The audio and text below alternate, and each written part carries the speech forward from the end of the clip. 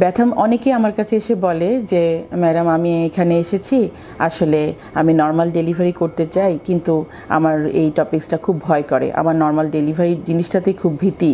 কিন্তু যখন শুনলাম যে একটা পদ্ধতি আছে ব্যথামুক্ত নর্মাল ডেলিভারি, তখন আমি এটা করার জন্য আগ্রহী হলাম। তো এটা একটু ক্লিয়ার হওয়া দরকার যে আসলে ব্যথামুক্ত নর্মাল ডেলিভারিটা কী বা কীভাবে করা হয়। একটা ডেলিভারিতে একটা লেবারে পেশেন্ট যাওয়ার আগে অবশ্যই তার একটা পেইন হবে। এটা ন্যাচারাল জিনিস, সবারই পেইন হয় এবং পেশেন্টের পেইন দিয়ে লেবার শুরু হয়। তো পেইনটা একটা স্টেজ পর্যন্ত খুবই টলারেবল থাকে, যেটা আমরা জরায়ুর মুখটাকে খোলাটাকে সেন্টিমিটারে মেপে থাকি।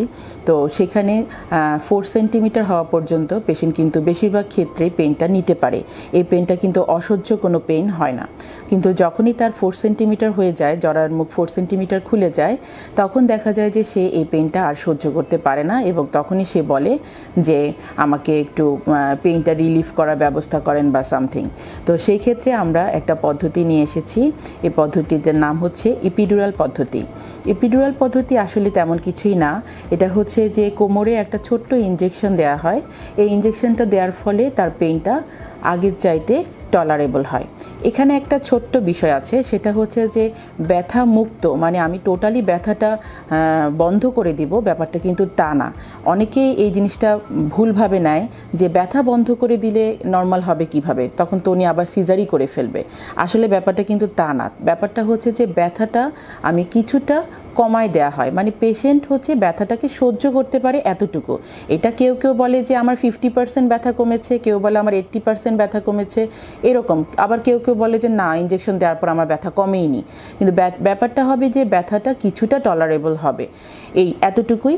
এবং এই টলারেবল পেইনটা নিয়েই সে বাকি যে সময়টা মানে 4 সেন্টিমিটার থেকে জরায়ুর মুখ পুরো খুলে যেতে, ফুল ডাইলেট হতে প্রায় 5 থেকে 6 ঘন্টা সময় লাগে। এই 5-6 ঘন্টা সে খুব আরামে থাকতে পারবে। আরেকটা হচ্ছে যে এই ইনজেকশনটা অনেকেই বলে যে এটা কি সিজারের ইনজেকশনটা আর এই ইনজেকশনটা কি সেম? হ্যাঁ, একই জায়গায় দেওয়া হয়, একই রকম ইনজেকশন, কিন্তু পার্থক্য আছে। পার্থক্যটা হচ্ছে সিজারের ইনজেকশনটা দেওয়ার পরে একটা রুগী তার পাগুলো কিন্তু আর নাড়াতে পারে না, তাকে শুয়েই থাকতে হয়।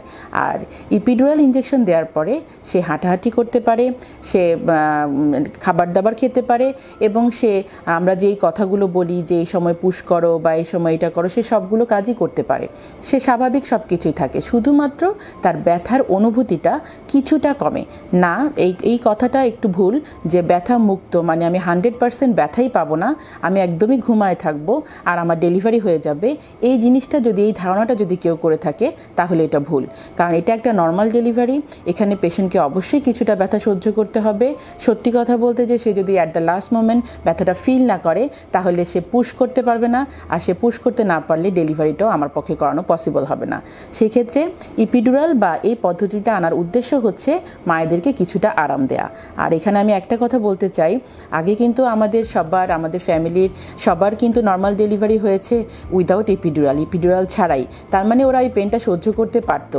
এখন হয়তো বা প্রযুক্তির মানে অনেক বেশি উন্নয়নের জন্য আমাদের কাছে এই অপশনগুলো এসেছে। তো এই অপশনগুলোর সুবিধা নিয়ে আমরা যেটা করতে পারি যে